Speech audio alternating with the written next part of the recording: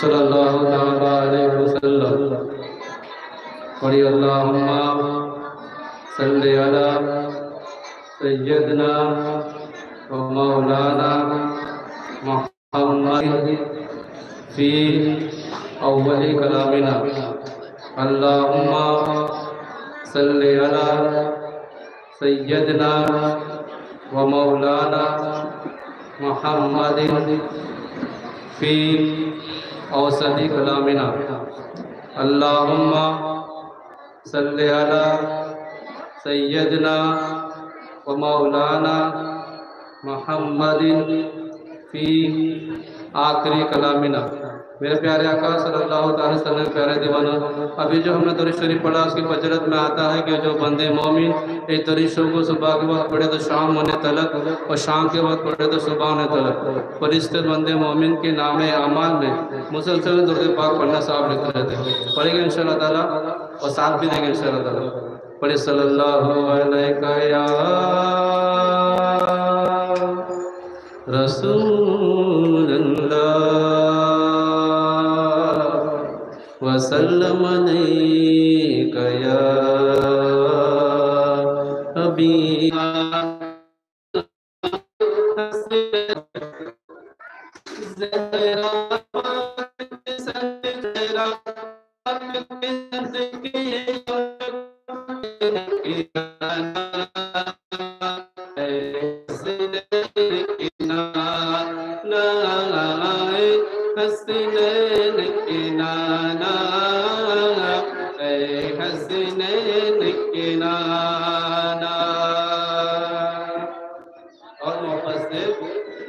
بے سایہ ہے لیکن دو جگ پر ہے آپ کا سایہ، بے سایہ ہے لیکن دو جگ پر ہے آپ کا سایہ، عرش مولا بنا مولا دین کو رب بلایا، عشر تلک نہ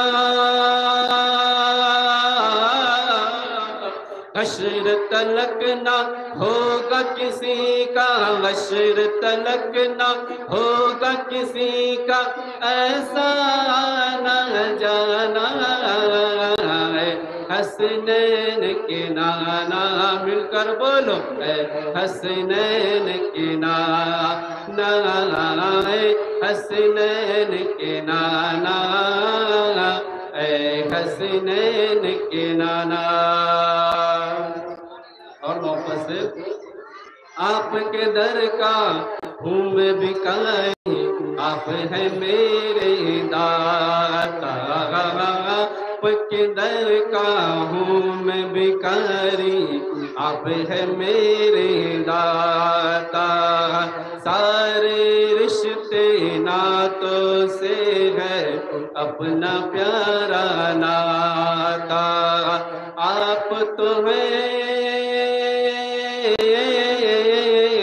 آپ تو ہے آتا ہے جن کو، آپ تو ہے آتا ہے جن کو سب کی لاج نبھانا ہے، حسنین کے نانا اے حسنین کے نانا اے حسنین کے نانا اے حسنین کے نانا۔ اور محبت سے سج گئی ہے میلاد کی محفل، کیا ہے خوب نظارہ، سج گئی ہے میلاد کی محفل، کیا ہے خوب نظارہ، کیف و مستی میں ڈوبا ہے دیکھو عالم سارا، ڈھونڈ رہی ہے ڈھونڈ رہی ہے آپ کی رحمت، ڈھونڈ رہی ہے آپ کی رحمت، بخشش کا بہانہ ہے، حسنین کے نانا بولو نا اے حسنین کے نانا، حسنین کے نانا، اے حسنین کے نانا۔ السلام علیکم ورحمۃ اللہ وبرکاتہ۔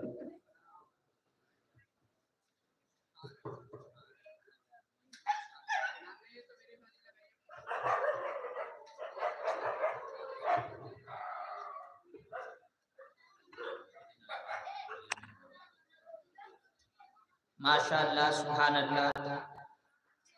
آئیے ہم پھر سے نعت مبارکہ سننے کے لیے میں دعوت سخن دیتا ہوں محمد ارمان اشرفی کو کہ وہ آئے اور اپنی مد بھری آواز میں نعت مبارکہ سنیں۔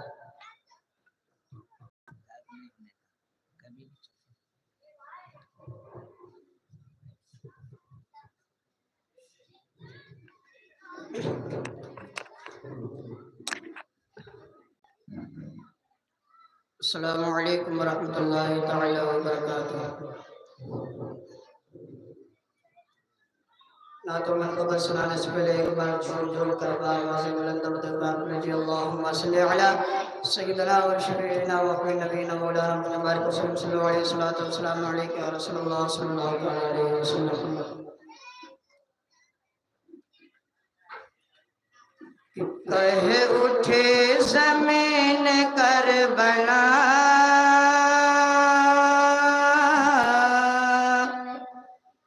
کہہ اٹھے زمین کربلا،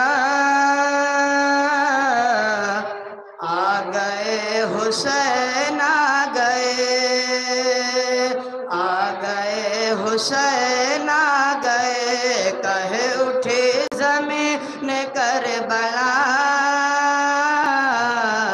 آ گئے حسین آ گئے، آ گئے حسین آ گئے، کہ کہیں اٹھی زمین کربلا،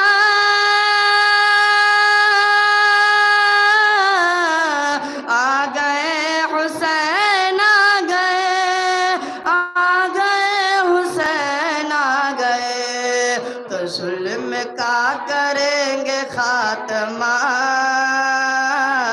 ظلم کا کریں گے خاتمہ، آ گئے حسین آ گئے، ظلم کا کریں گے خاتمہ، آ گئے حسین آ گئے، کہہ اٹھی زمین کربلا، آ گئے حسین آ گئے۔ اور یہ وشے پہ سورہ سماعت فرمائے،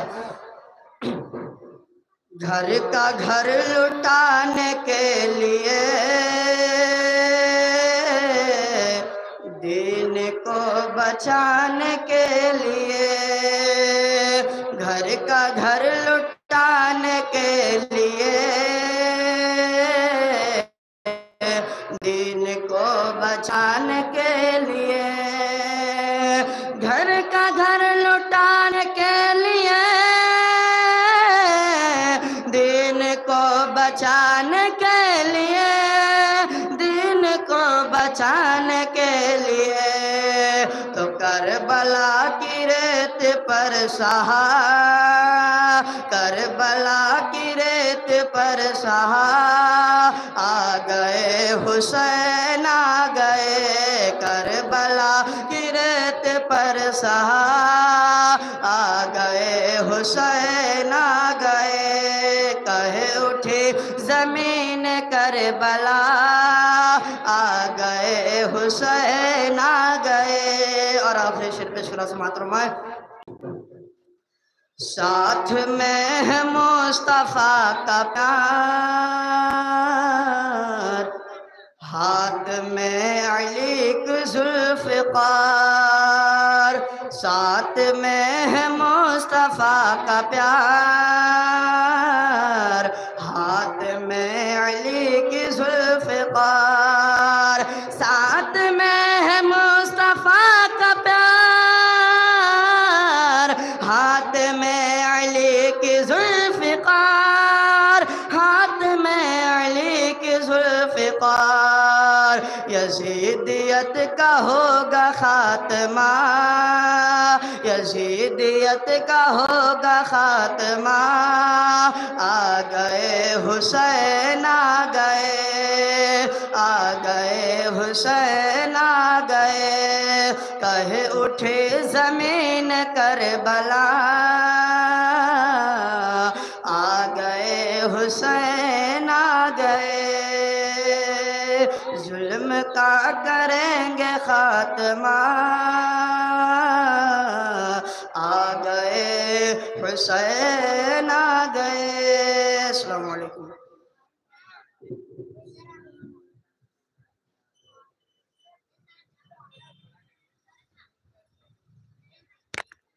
ادھر نعت مصطفیٰ ہو رہی ہے ادھر نعت مصطفیٰ ہو رہی ہے ادھر مغفرت کی دعا ہو رہی ہے ادھر نعت مصطفیٰ ہو رہی ہے ادھر مغفرت کی دعا ہو رہی ہے یہ فیضان نعت نبی کا ہے شاکر عطا ہو رہی ہے عطا ہو رہی ہے آئیے پھر نعت مصطفیٰ صلی اللہ تعالی وسلم سنانے کے لیے میں دعوت دیتا ہوں حافظ عبد الرحمن صاحب کو کہ وہ آئے اور اپنے مد بھری آواز میں نعت مصطفیٰ صلی اللہ تعالی وسلم سنائے انہیں میں دعوت دوں گا ایک نیا انداز لے کر آئے بزم ناز میں ایک نیا انداز لے کر آئے بزم ناز میں بس ساری محفل جھوم اٹھے بس تیری ہی انداز میں ساری محفل جھوم اٹھے تیری ہی انداز میں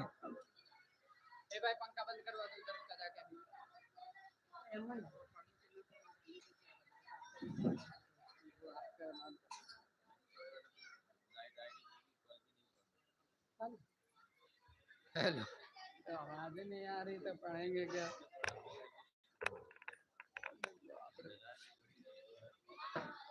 درود پاک پڑھ لیجیے اللہم صلی علی سیدنا و شفیعنا و حبیبنا مولانا محمد بارک وسلم صلو علیہ الصلوۃ والسلام علیک یا رسول اللہ صلی اللہ تعالی علیہ وسلم نعت پاک کا 2 سے 3 شعر آپ حضرات کے سامنے پیش کر رہا ہوں سماعت فرمائیں کہ شہر طیبہ شہر طیبہ شہر طیبہ کا وہ بازار بڑا پیارا ہے شہر طیبہ شہر طیبہ کا وہ بازار بڑا پیارا ہے کہ شہر طیبہ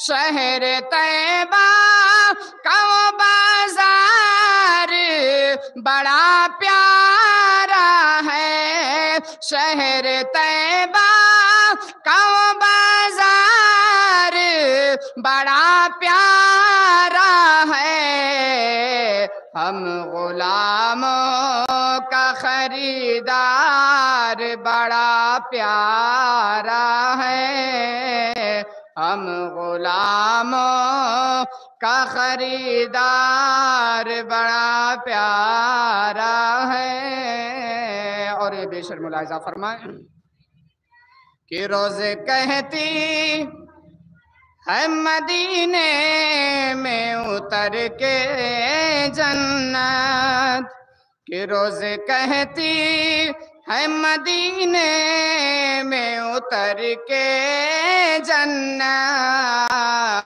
روز کہتی ہے مدینے میں اتر کے جنت کہ روز کہتی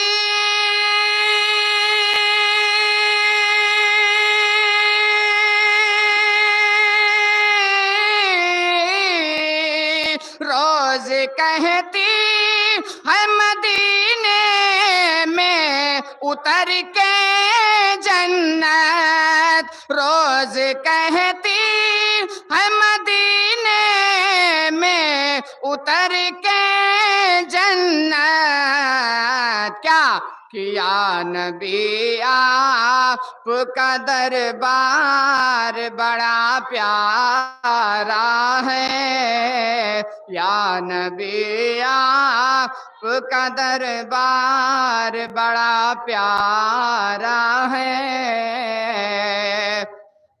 اور دیکھ کر کہتے تھے صدیق کو میرے آقا، دیکھ کر کہتے تھے صدیق کو میرے آقا، کہ دیکھ کر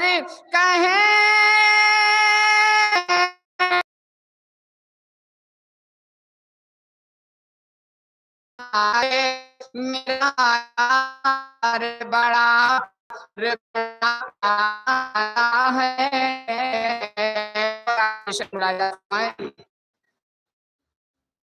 شہر طیبہ کا وہ بنا جائے آقا کو میرے، کہ جس پہ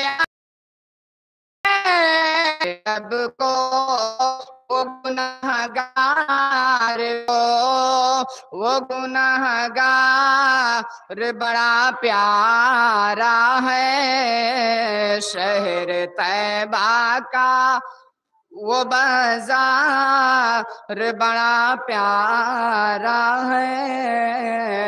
السلام علیکم۔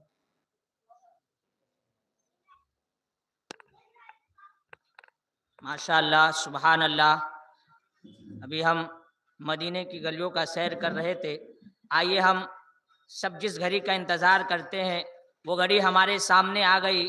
اب ہم سب حضور کا استقبال کریں گے، لیکن میں سب سے پہلے سے گزارش کروں گا کہ جو یہاں وہاں بیٹھے ہیں جلد سے جلد آنے کی کوشش کریں، کیونکہ حضرت کا بیان اب شروع ہونے جا رہا ہے۔ میں حضرت کو دعوت دیتا ہوں، بادشاہ خطابت چلے آئیے، بادشاہ خطابت چلے آئیے، تاجدار فصاحت چلے آئیے، لے کر گلزار طیبہ کی گل کی مہک، لے کر گلزار طیبہ کی گل کی مہک، مشک بار خطابت چلے آئیے، مشک بار خطابت چلے آئیے۔ آئیے حضرت کا استقبال نعرے تکبیر سے کرتے، نعرے تکبیر، نعرے رسالت، ذکر شہدائے کربلا، ذکر شہدائے کربلا، مسلک اعلی حضرت حضرت علامہ مولانا ڈاکٹر قاری حشیم الدین صاحب قبلہ، حضرت علامہ مولانا قاری ڈاکٹر حشیم الدین صاحب قبلہ، نعرے تکبیر، نعرے رسالت۔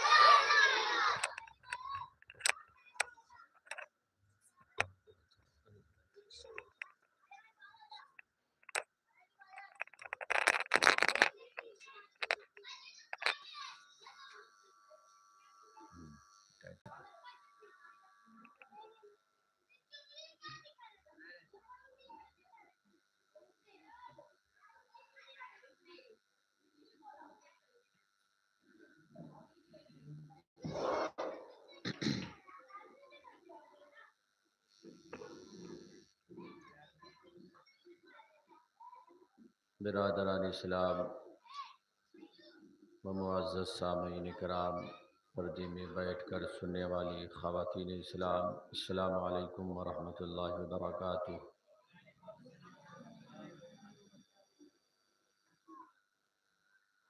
الحمد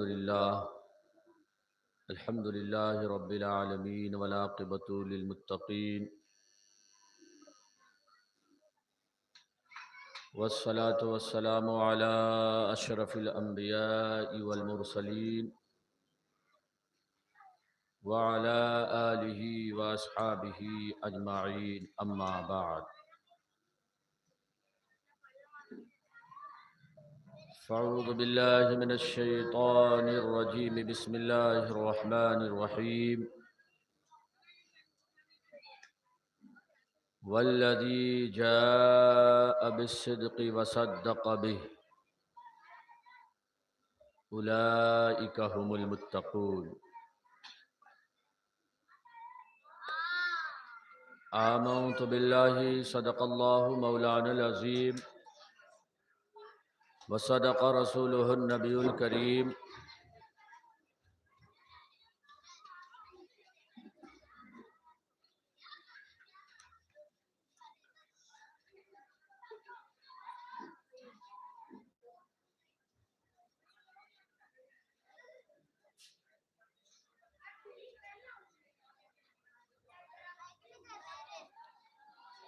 वनहनु अला ज़ालिका लमिन अश-शाहिदीन वश-शाकिरीन वल्हम्दुलिल्लाहि रब्बिल आलमीन।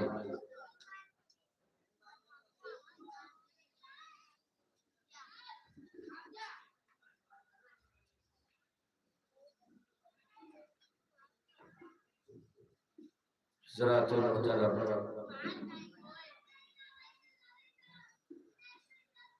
खुतबा मसनूना के बाद मैंने जिस आयत मुबारका की तिलावत करने का शरफ हासिल किया,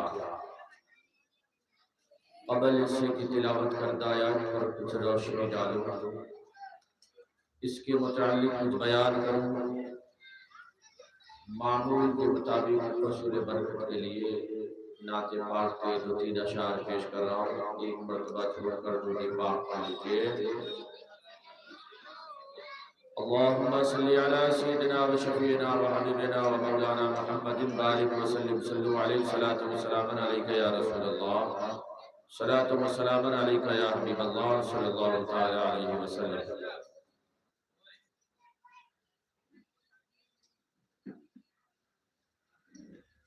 मतलब हजरत खिदमत तवज्जो चाहूँगा। मुस्तफा के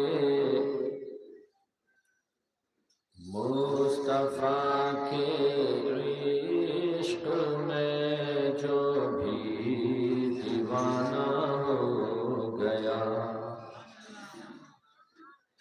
मुस्तफा के इश्क में जो भी दीवाना हो गया, जो भी दीवाना हो गया, मुस्तफा के इश्क में जो भी दीवाना हो गया, जो भी दीवाना हो गया, जन्नतुल फिरदौस में, जन्नतुल फिरदौस में उसका ठिकाना हो गया, जन्नतुल फिरदौस में, जन्नतुल फिरदौस में उसका ठिकाना हो गया। अगर बिस्तर भी रहा, जंजीर भी हिलती रही, जंजीर भी हिलती रही।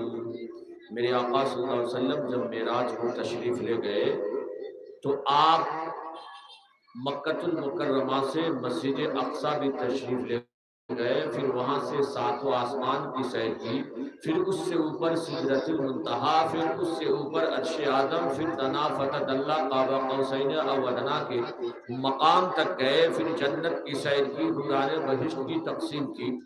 ये सारे मामलात हुए, लेकिन जब आप वापस आए तो जिस बिस्तर से आप उठ करके गए थे वो बिस्तर अभी गर्म ही था, जो दरवाजे की कुंडी जंजीर हिल रही थी वो अभी उसी तरीके से हिल रही थी।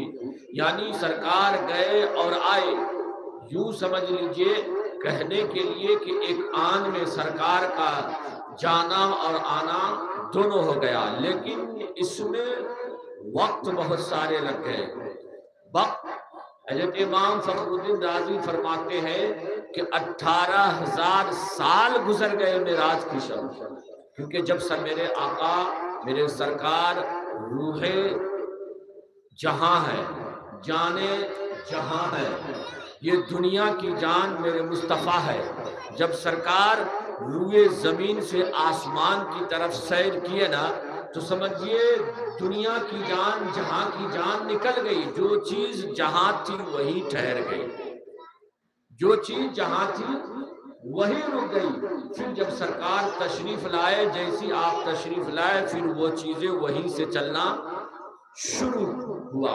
تو وہی شاعر کہتا ہے کہ گرم بستر بھی رہا، زنجیر بھی ہلتی رہی، زنجیر بھی ہلتی رہی.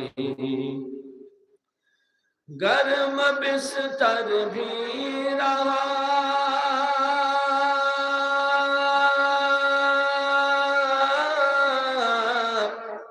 گرم بستر بھی رہا، زنجیر بھی ہلتی رہی، زنجیر بھی ہلتی رہی.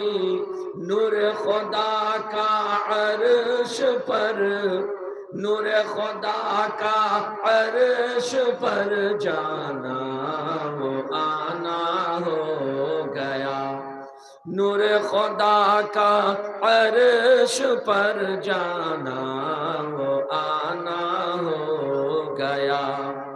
اور عائشہ کو مل گئی سوئی اندھیری رات میں، سوئی اندھیری رات میں.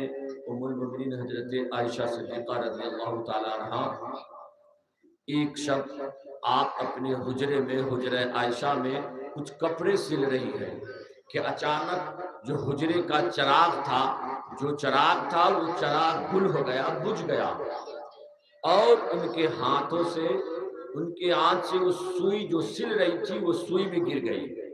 حضرت عائشہ پریشان ہو گئی کہ اب میں کیا کروں، چراغ بھی بجھ گیا، چراغ گل ہو گیا، ہاتھ سے سوئی گر گئی، اب میں یہ سوئی کو تلاشوں تو کیسے تلاشوں، روشنی اتنی نہیں ہے کہ سوئی کو تلاشی جائے. کبھی سوچ ہی رہی تھی، یہ سوچ کر پریشان ہو رہی تھی کہ اتنے میں میرے سرکار حجرہ عائشہ میں تشریف لے آئے. جیسی سرکار کا حجرہ عائشہ میں آنا ہوا، سرکار مسکرا دیے. سرکار کے دندان مبارک سے اتنی روشنی پھوٹی، اتنی روشنی نکلی کہ پورا حجرہ عائشہ روشنی سے بھر گیا. حجرہ عائشہ روشنی سے بھر گیا، اور اتنی روشنی ہوئی کہ حضرت عائشہ وہ سوئی کو تلاش کر لی، وہ سوئی انہیں مل گئی. وہی شاعر کہتا ہے کہ عائشہ کو مل گئی سوئی اندھیری رات میں، سوئی اندھیری رات میں. عائشہ کو مل گئی سوئی اندھیری رات میں، سوئی اندھیری رات میں. ارے آمنہ کے لال کا، آمنہ کے لال کا جب مسکرانا ہو گیا، آمنہ کے لال کا جب مسکرانا ہو گیا. مصطفیٰ کے عشق میں جو بھی دیوانہ ہو گیا. پڑھیے درود پاک پڑھ لیجئے. اللہم صلی علی سیدنا و شفیعنا و حبیبنا مولانا محمد بارک وسلم صلی علیہ صلاۃ و سلام علیک یا رسول اللہ صلی اللہ تعالی علیہ وسلم. میرے خیال سے یہ سامنے کی جو کرسیاں ہے اس کو نیچے کر دے اور یہ نیچے بیٹھ جائے، کیونکہ لوگ جو پیچھے بیٹھے نیچے بیٹھ رہے ہیں وہ نظر نہیں آ پا رہے ہیں.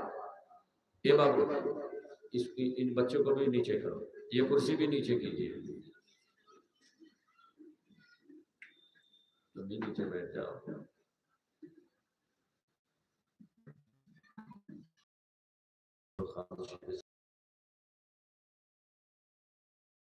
صلی اللہ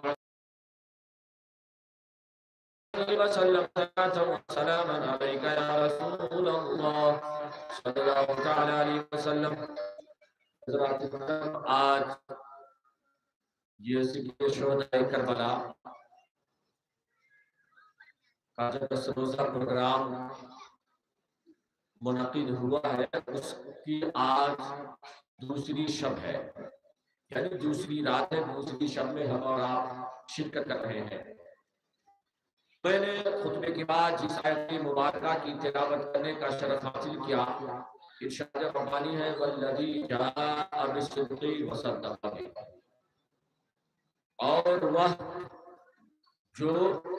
اور وہ جس نے اس کی تصدیق کی، یہی لوگ متقی ہیں۔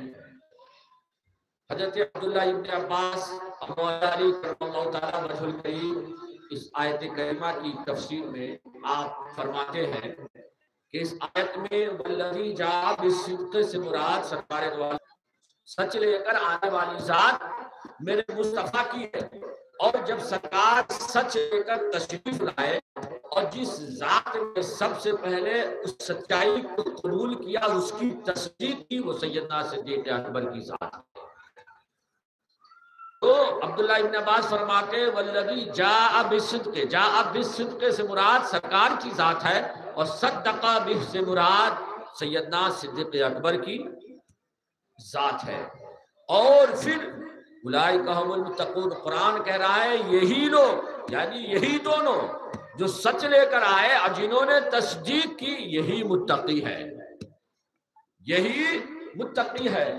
آپ قربان جائے سیدنا صدیق اکبر کی ذات پر کہ انہیں قرآن نے متقی کہا، اور دوسری جگہ قرآن نے متقی نہیں بلکہ اتقا کہا، اتقا یعنی متقیوں کا سردار۔ قرآن نے اتقا سے انہیں خطاب فرمایا ہے، یاد فرمایا کہ متقیوں کا سردار، سب سے بڑا متقی یہ سیدنا صدیق اکبر کی ذات ہے۔ میرے بھائیوں، کل میں نے بیان کیا تھا وصال مصطفیٰ صلی اللہ تعالیٰ علیہ وسلم کہ میرے سرکار صلی اللہ تعالیٰ علیہ وسلم کا وصال ہوا، وہ پیر کا دن تھا۔ سرکار دو عالم صلی اللہ تعالیٰ علیہ وسلم کا وصال ہوا، وصال سے کچھ گھنٹے پہلے سرکار دو عالم صلی اللہ علیہ وسلم نے جہاں اپنے اہل بیت کو، اپنے گھر والوں کو بلایا، سب کو صبر کی تلقین کی، سب کو وصیتیں کی، دین اسلام پہ پابند رہنے کی اور شریعت مطہرہ پہ پابند رہنے کی، رونے کی نہیں، نوحہ نہ کرنے کی، یہ ساری چیزوں کی تلقین کی۔ وہی مولا علی کو سرکار نے قریب بلایا اور مولا علی سے فرمایا کہ علی تم مجھے غسل دے، اے علی تم مجھے غسل دینا۔ اب ادھر سرکار کا وصال ہو چکا، یہ وصیت یاد رکھیں، میں آگے آؤں گا، اس موڑ پہ میں آؤں گا۔ سرکار کا وصال ہو چکا ہے۔ صحابہ فرماتے ہیں اس دن سے زیادہ خوشی کا دن مدینے میں اور کوئی دن نہ تھا، جس دن سرکار ہجرت فرما کے مدینہ منورہ تشریف لائے تھے۔ مدینہ والوں کے لیے اس دن سے بڑھ کر اور زیادہ خوشی کا دن کوئی دن نہ تھا، اور پھر اس دن سے زیادہ غم کا دن مدینہ والوں کے لیے کوئی دن نہ تھا، جس دن سرکار کا وصال پاک ہوا۔ جس دن سرکار کا وصال پاک ہوا، سرکار دو عالم صلی اللہ علیہ وسلم کا جب وصال پاک ہوا، پورے مدینے میں اندھیرا چھا گیا، پورے مدینے میں اندھیرا چھا گیا۔ صحابہ زار و قطار رونے لگے، عورتوں نے اپنے بچوں کو دودھ پلانا چھوڑ دیا، عورتیں رونے لگی، بچے رونے لگے۔ مگویا کہ یوں معلوم پڑتا تھا مدینے کی در و دیوار سوگوار ہے، سب کے سب رو رہے ہیں۔ جناتوں کے رونے کی آواز سنائی دیتی تھی، جناتوں کو رونے کی آواز سنائی دیتی تھی۔ صحابہ کا برا حال تھا، بہت سے صحابہ بے ہوش ہو کر گر پڑے۔ فاروق اعظم کی حالت ایسی تھی کہ فاروق اعظم دیوانہ وار پھرتے رہے اور تلوار لے کر یہ کہتے رہے خبردار کوئی یہ نہ کہنا میرے مصطفیٰ انتقال کر گئے، میرے مصطفیٰ وفات پا گئے۔ اور یہ اعلان کرتے جاتے، مدینے کی گلیوں میں گھومتے جاتے، اور آپ کے منہ سے ہونٹ سے جھاگ نکلتے جاتے، آپ یہ اعلان کرتے جاتے۔ حضرت عثمان غنی بے ہوش پڑے تھے، حضرت مولا علی کرم اللہ تعالی وجہ الکریم پہ سکتہ طاری ہو گیا تھا، سوجھ بوجھ سب ختم ہو گیا تھا۔ انہیں سمجھ میں نہیں آ رہا تھا کہ کیا ہوا، کیا کیا جائے، کیا نہ کیا جائے۔ ایسے عالم میں صرف دو ذات تھی، صرف دو لوگ تھے جو ہوش میں تھے، صرف دو لوگ تھے جو ہوش میں تھے. وہ دو کون تھے؟ ایک سیدنا صدیق اکبر، ایک حضرت عباس سرکار کے چچا. یہ دو ہی لوگ ہوش میں تھے. باقی پورے مدینے والوں کا برا حال تھا. سب پہ غشی طاری ہو رہی تھی، بے ہوش ہو رہے تھے، رو رہے تھے، بلبلا رہے تھے. کوئی اپنے میں نہ تھا، کسی کو اپنے آپ کی خبر نہ تھی. یہ دو لوگ ہوش میں تھے. سرکار کا وصال پاک ہوا مغرب سے پہلے. مغرب سے پہلے سرکار کا وصال پاک ہوا. اور ادھر مغرب ابھی وقت ہوا تھا، مغرب کا وقت بھی نہیں ہوا تھا. صدیق اکبر تک خبر پہنچی. صدیق اکبر حجرہ عائشہ میں تشریف لائے، سرکار کو دیکھا، کپڑے کو ہٹایا چہرے سے، پیشانی مبارک کا بوسہ دیا اور یا محمدہ یا محمدہ کہہ نعرے بلند کرنے لگے. اس کے بعد چہرے کو چھپا دیا، آنکھوں سے آنسو جاری ہو گئے. صدیق اکبر جا کر ایک طرف بیٹھ گئے. لوگوں کا برا حال تھا، سمجھ میں نہیں آ رہا کیا کیا جائے. کہ اتنے میں ایک شخص آیا اور فاروق اعظم صدیق اکبر کے پاس کہنے لگا کہ ادھر بنی ثقیفہ کے پاس کچھ مہاجرین اور انصار بیٹھے ہیں، وہ آپس میں خلافت کے لیے لڑ جھگڑ رہے ہیں، آپ چلیں. ایسا نہ ہو کہ قتل و غارت آ جائے، خون ریزیاں ہو جائے، آپ چلے وہاں. ادھر فاروق اعظم حضرت صدیق اکبر چلے وہاں پہ لوگوں کو سمجھانے کے لیے. وہ مدینہ شریف سے تقریباً 3 میل کی دوری پہ وہ مقام تھا. ادھر آپ دونوں حضرات گئے. ادھر مولا علی کرم اللہ تعالی وجہ الکریم آپ بیٹھے تھے اور سرکار نے وصیت کی تھی کہ اے علی مجھے غسل تم دینا. یہاں پہ ایک بات مجھے یاد آ رہی ہے کہ جب مولا علی کرم اللہ تعالی وجہ الکریم جب پیدا ہوئے تھے تو انہیں جو غسل دیا تھا سرکار نے غسل دیا تھا. سرکار جب اپنی چچی کے گھر تشریف لے گئے اور سرکار نے فرمایا یہ میری چچی جان میرے بھائی کدھر ہے، میرے بھائی کو میری گود میں دو. گود میں لیا اور انہیں گود میں لے کر کے اب پالنے سے اٹھایا اور ایک نہانے کی جو تھال تھی ایک تھال لیا اور تھال میں مولا علی کو لٹایا. مولا علی کو لٹایا، پانی لیا، پانی لے کر جیسی ڈالنا شروع کیا، ایک طرف ڈالا اور دوسری طرف کے لیے سرکار نے مولا علی کو پلٹنا چاہا کہ اتنے میں مولا علی خود پلٹ گئے. خود آپ نے اپنے جسم کو پھیر لیا، خود پھیر لیا. ہم اپنے بچوں کو نہلاتے ہیں تو ادھر سے ادھر ادھر سے ادھر گھماتے ہیں نا. لیکن مولا علی کو سرکار ابھی 2-3 دن کے ہیں اور جب نہلا رہے ہیں تو ایک طرف سے نہلایا، دوسری طرف نہلانے کے لیے جیسی پلٹنا چاہا مولا علی خود پلٹ گئے، خود اپنے جسم کو پھیر لیا. یہ پھیرنا دیکھ کر سرکار کی آنکھوں میں آنسو آ گئے. سرکار کی چچی مولا علی کی امی حضرت فاطمہ بنت اسد نے کہا کہ اے بیٹے محمد کیا بات ہے، کیوں رو رہے ہو؟ سرکار نے فرمایا چچی جان کچھ نہیں، بات یاد آ گئی ہے، آج علی کو میں غسل دے رہا ہوں، علی کو پہلا غسل میں دے رہا ہوں، علی آخری غسل مجھے دے گا. علی کو پہلا غسل میں دے رہا ہوں، علی آخری غسل مجھے دے گا. چچی جس طریقے سے آج علی نے دوسرے طرف پر کروٹ بدل لیا، اپنے جسم کو نہلانے کے لیے پھیر لیا ہے، کل جب علی آخری غسل دے گا تو اسے بھی مجھے پلٹنے کی ضرورت نہیں پڑے گی، یہ پانی ڈالتا جائے گا، میں اپنے آپ کو پھیرتا جاؤں گا، یہ میرے سرکار کی شان ہے. یہاں پہ کوئی اعتراض کرنے والا جو علی کی شان نبی کی شان کو گھٹانا چاہتا ہے نا، وہ اعتراض کر سکتا ہے یہ ایسا کیسے ہوگا، نبی وصال کر گئے، اپنے جسم کو کیسے پلٹ سکتے ہیں؟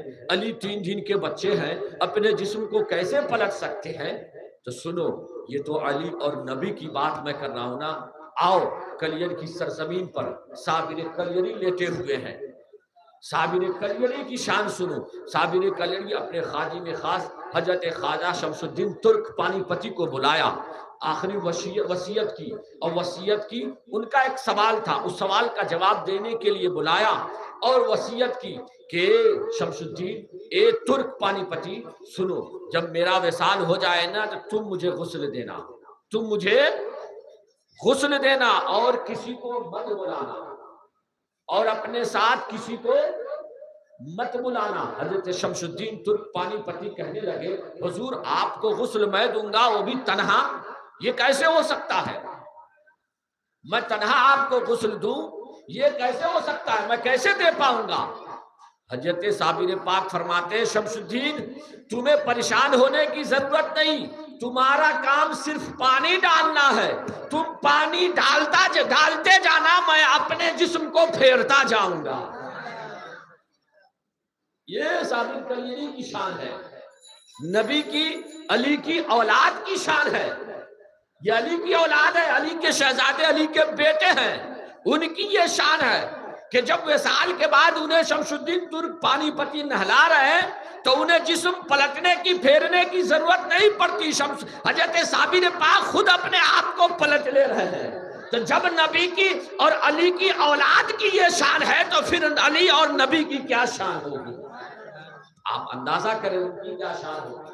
تو میرے بھائیوں یہ ادھر وصیت کی، ادھر صحابہ کرام ثقیفہ کے پاس پہنچے، وہاں پہنچے تو دیکھا کہ لوگ لڑ رہے ہیں، جھگڑ رہے ہیں، انہیں سمجھایا بجھایا اب اسے یہیں پہ رکھیے، اسے یہیں پہ رکھیے، جب صدیق اکبر کی ابھی خلافت سرکار کی تدفین کے بعد خلافت میں آؤں گا تو پھر وہاں پہ بیان کروں گا۔ ادھر وہاں سے پھر سب صحابہ آ گئے، رات ہو چکی تھی، رات گزر گئی، صبح فجر کے بعد فاروق اعظم نے صدیق اکبر کو منبر پہ بیٹھایا اور اعلان کیا اے صحابہ، اے میرے آقا کے صحابہ، اے رسول کے صحابہ، اے اصحاب رسول، سنو کچھ ایسی بات ہوئی رات جس کے بنا پہ صدیق اکبر کو خلیفہ مقرر کر دیا گیا ہے، ہم سبوں نے ان کی بیعت کر لی ہے، اب تم سب بھی بیعت کر لو۔ سرکار پیر کے دن وصال فرمائے، منگل کے دن صبح فجر سے لے کر ظہر تک بیعت کا سلسلہ جاری رہا۔ اس کے بعد سرکار کے کفن دفن کا انتظام کیا گیا۔ اسی درمیان صدیق اکبر نے جو درس دیا، منبر پہ بیٹھ کر دیکھا صحابہ کی حالت بڑی بری ہے، فاروق اعظم ماننے کو تیار نہیں کہ سرکار ہی وصال کر گئے، یہ سوموار کی رات میں ہی۔ تو حضرت صدیق اکبر منبر پہ جلوہ افروز ہوئے اور آپ نے فرمایا اے گروہ صحابہ سن لو، جو لوگ محمد صلی اللہ علیہ وسلم کی عبادت کرتے تھے وہ جان لیں کہ محمد صلی اللہ علیہ وسلم وصال کر گئے، وصال کر گئے۔ جو رب کی عبادت کرتے تھے وہ جان لے میرا رب حی و قیوم ہے۔ اور پھر وما محمد الا رسول قد خلت من قبلہ الرسل، شاکرین تک یہ پوری آیت سیدنا صدیق اکبر نے تلاوت کی۔ صحابہ فرماتے ہیں کہ اس دن ایسا معلوم پڑا کہ ہم نے پہلی بار یہ آیت کریمہ سنی ہے، جبکہ یہ قرآن کی آیت پہلے سرکار سنا چکے تھے۔ اب صحابہ کہتے ہیں ایسا معلوم پڑا کہ پہلی بار ہم نے یہ آیت کریمہ سنی ہے۔ تب صحابہ کو ہوش آیا، صحابہ سمجھ گئے کہ اب سرکار کا وصال ہو چکا۔ بالآخر منگل کے دن ظہر کے بعد تجہیز و تکفین کا انتظام کیا گیا، حکم ہوا کہ بھائی قبر کھودی جائے۔ حضرت عباس نے کہا 2 لوگ قبر کھودتے ہیں، ان دونوں کو بلایا جائے، جو پہلے آ جائے ان سے قبر کھدایا جائے۔ تو حضرت طلحہ پہلے آ گئے، وہ لہدی بغلی قبر کھودتے تھے، صندوق والی قبر وہ نہیں کھودتے تھے، وہ بغلی قبر کھودتے تھے۔ بغلی قبر سرکار کی تیار کی گئی، قبر تیار ہو گئی۔ اب قبر کے لیے بھی حجت ہوئی، آپس میں باتیں ہوئی، کسی نے کہا مکے لے جایا جائے، کسی نے کہا فلاں جگہ، کسی نے کہا جنت البقیع، کسی نے کہا فلاں جگہ۔ سیدنا صدیق اکبر نے عرض کیا، آپ نے فرمایا کہ میں نے سرکار سے سنا کہ انبیاء کرام کا وصال جس جگہ پہ ہوتا ہے ان کا وصال اسی جگہ پہ ان کی قبر بنتی ہے، اسی جگہ پہ ان کی قبر بنتی ہے۔ یہ بات طے ہو گئی، سرکار کا وصال جس جگہ پہ ہوا اسی جگہ پہ اب سرکار کی قبر تیار کی جائے۔ قبر تیار ہو گئی، تجہیز و تکفین کے انتظام، کفن کا انتظام کیا گیا۔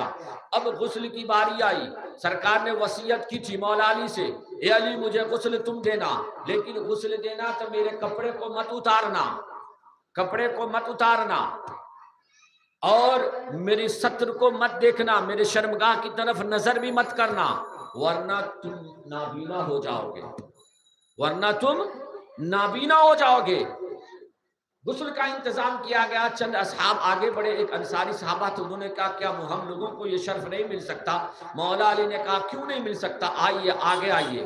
جتنے بھی اصحاب سرکار کے قریب تھے سبوں کی آنکھوں پہ پٹی باندھ دی گئی، پٹی باندھ دی گئی، کیونکہ اس وقت حاطف غیبی سے آواز آئی تھی، خبردار خبردار کوئی میرے حبیب کے جسم کی طرف نظر مت کرنا، اور میرے حبیب کے کپڑے کو مت اتارو، ورنہ تم سب اندھے بنا دیے جاؤ گے۔ تمام صحابہ کی آنکھوں پہ پٹی باندھ دی گئی تھی جو سرکار کے غسل میں شامل تھے، سوائے مولا علی کے۔ مولا علی کے ان کی آنکھوں پہ پٹی نہیں تھی۔ آپ پانی ڈالتے جاتے، صحابہ پانی مولا علی کو دیتے، اور مولا علی پانی لے کر سرکار کے جسم اتھر پہ پانی ڈالتے جاتے۔ وصیت کے مطابق جیسے آپ نے سنا کہ مولا علی صرف پانی ڈالتے تھے، کروٹ سرکار خود بدلتے تھے، کروٹ سرکار خود بدلتے تھے، خود کروٹ بدلتے گئے۔ بالآخر جب غسل شریف ہو گئی اور کفن وغیرہ پہنا دیا گیا تو اب باری آئی جنازے کی، اب باری آئی جنازے کی۔ اب منگل سے جنازہ، منگل کے دن سے ہی جنازہ شروع ہوا۔ جنازہ کیسے پڑھی جائے؟ جب سرکار نے آخری وصیت کی، صحابہ کو بلا کر آپ یہ وصیت فرما رہے تھے اور انہیں تنبیہ فرما رہے تھے، ایک صحابی روتے ہوئے عرض کرنے لگے، یا رسول اللہ صلی اللہ علیہ وسلم، آقا آپ کی نماز جنازہ کیسے ہوگی؟ کون پڑھائے گا؟ کیسے پڑھایا جائے گا؟ یہ بتا دے۔ سرکار نے فرمایا سنو، میرے جسم کو کفن پہنا کر حجرہ عائشہ میں رکھ دینا، حجرہ عائشہ میں رکھ دینا، تم سب باہر آ جانا، تم سب باہر آ جانا، سب سے پہلے میرا رب میری نماز جنازہ پڑھے گا، بول دیجئے نا، سب سے پہلے میرا رب میری جنازے کی نماز پڑھے گا۔ قربان جائے اپنے نبی کی شان پر، عظمت پر۔ کسی کا جنازہ پیر پڑھتا ہے، کسی کا جنازہ امام صاحب پڑھاتے ہیں، کسی کا جنازہ مولانا مفتی محدث مفکر پڑھاتے ہیں، کسی کا جنازہ صدیق اکبر نے پڑھایا، کسی کا فاروق اعظم نے، کسی کا عثمان غنی نے، کسی کے مولا علی نے، لیکن میرے آقا کی شان کیا ہے؟ میرے آقا کی نماز جنازہ خود رب نے پڑھی ہے، رب نے پڑھی ہے۔ اب وہ کیسے؟ سرکار نے فرمایا سب سے پہلے میرا رب میری جنازہ پڑھے گا، وہ اس طریقے سے کہ وہ رحمتیں مجھ پہ بھیجے گا، وہ اپنی رحمتیں مجھ پہ نازل فرمائے گا۔ پھر اس کے بعد حضرت سیدنا جبریل علیہ الصلوۃ والتسلیم میری جنازے کی نماز پڑھیں گے، پھر وہ میری جنازے کی نماز پڑھیں گے، پھر میکائیل پڑھیں گے، پھر اسرافیل پڑھیں گے، پھر اسرائیل پڑھیں گے، پھر آسمانی فرشتے گروہ در گروہ بنا کر کے آتے جائیں گے، پڑھتے جائیں گے۔ جب تمام فرشتے پڑھ چکیں گے، پڑھ لیں گے، تب انسانوں میں سب سے پہلے میری اہل بیت کے مرد حضرات پڑھیں گے، سب سے پہلے انسانوں میں مرد میری اہل بیت کے، میرے گھر والے، خاندان والے مرد حضرات پڑھیں گے، اس کے بعد میرے اہل بیت کی عورتیں پڑھیں گی، پھر اس کے بعد مہاجرین اور انصار گروہ در گروہ ٹولی بنا کر، گروہ بنا کر آتے جائیں گے، پڑھتے جائیں گے، آتے جائیں گے، پڑھتے جائیں گے۔ جنازہ تیار ہے، رکھ دیا گیا، باتیں ہوئی۔ کسی نے کہا سرکار کی نماز جنازہ کیسے پڑھی جائے، کیسے پڑھی جائے؟ مولا علی نے فرمایا سرکار کی نماز جنازہ الصلاۃ والسلام علیک یا رسول اللہ، سرکار پہ درود و سلام کے گجرے پیش کیے جائے۔ ہمارے اور آپ کی، ہم لوگوں کی جیسے ہم پڑھتے ہیں اپنے مردوں کی نماز جنازہ، ایسی نماز جنازہ نہیں پڑھی گئی۔ صحابہ نے کہا امام کوئی نہیں ہوگا، میرے آقا تو ہمیشہ کے لیے دونوں دنیا، دونوں جہاں کے امام میرے آقا خود ہیں۔ تو یہاں امام کون بنے گا؟ یہاں کوئی امام نہیں بنے گا، یہاں بس گروہ جماعت بنا کر لوگ آتے جائیں گے، زیارت کرتے جائیں گے اور سرکار پہ درود و سلام پڑھتے جائیں گے، یہی نماز جنازہ ہے، یہی سرکار کی نماز جنازہ ہے۔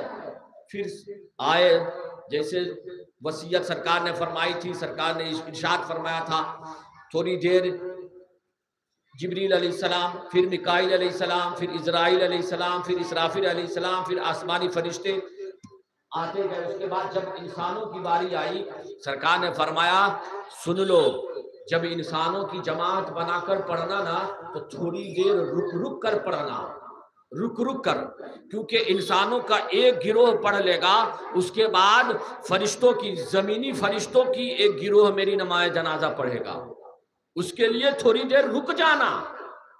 پھر تھوڑی دیر کے بعد دوسرا گروہ، دوسری جماعت، دوسرا ٹولی اندر داخل ہوگا، پھر وہ پڑھ لے گا، پھر تھوڑی دیر رک جانا، پھر دوسرا فرشتوں کا گروہ آئے گا۔